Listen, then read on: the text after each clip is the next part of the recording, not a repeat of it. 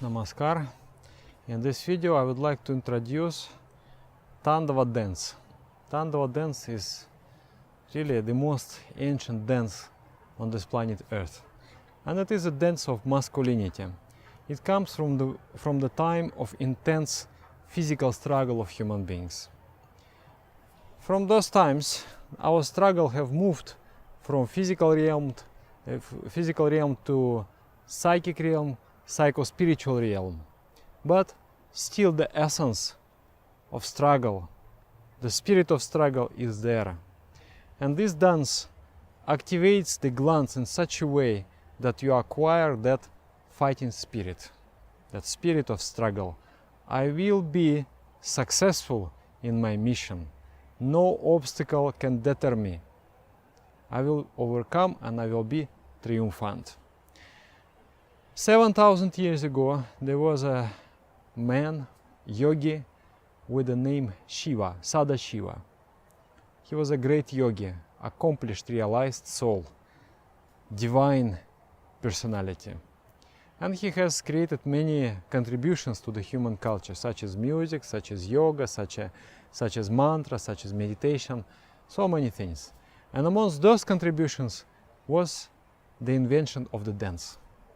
And this Tandava dance is the very beginning, very foundation of the later classical dance of India. Tandava is dominated by rhythm and jumping. You will jump. At the moment when you jump and you are in a state of weightlessness, the gravitation pulls you back, but you are in the weightless state. At that moment, some glands are activated. And those glands, they're in the brain and they allow deeper thinking and good memory. So this is the only exercise for the brain. And it is fantastic. So it has, I will explain the technique and then I will demonstrate. First of all, the hands, like that. Expanded hands. Already I explained it in the video about Lalita Marmika, that the raised hands, they give confidence. If you are very fearful, doubting, you want to stay like that. But when you have that confidence in yourself, you want to open like this. And you see this many of such expressions in sports, in fighting, in running, in hockey, in football, everywhere. So the hands, they symbolize the strength of the soul, the confidence. And then you expand the hands like that. They have to stay in a straight line as much as possible. And then there is some symbolism. In the left hand, you imagine a symbol, or you take in the hand, a symbol of death, symbol of staticity, of the, stagnation. And that symbol of death, symbolism of that is the skull, human skull. You can also hold the human skull in the hand, but you can just imagine. Or you can hold a snake. That is also okay. Then in the right hand, you hold a dagger. Dagger symbolize, the knife, symbolize that desire to live, to struggle, to overcome difficulties, to be successful in the struggle for existence. So in one hand you have death, which is always going around you, always around you, always calling you. Like in the morning, you wake up, the alarm clock rings, but then you think, oh, let me stay another 10 minutes in comfort. So at that moment, the force of death, the force of staticity have overpowered you. But if you wake up, you stand up, you go, the force of life have overpowered the force of staticity.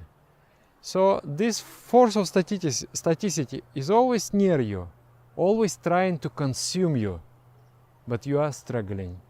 Your heart is beating, your lungs are working, and until your heart is beating, it means that your desire to live, the power of life, the power of struggle is stronger than the power of death. So here is your power of struggle, this is your staticity. And there is a fight between them. So hands should be as straight as possible. Then there are jumps. You jump like that. You have seen the statues of Shiva Nataraja. He is in that mudra, like that. So similarly you will move. You will throw the leg to the side and upwards and jump at that moment. And there is a moment when you are not touching the ground. And then you come back, then you jump again. And there are several more jumps.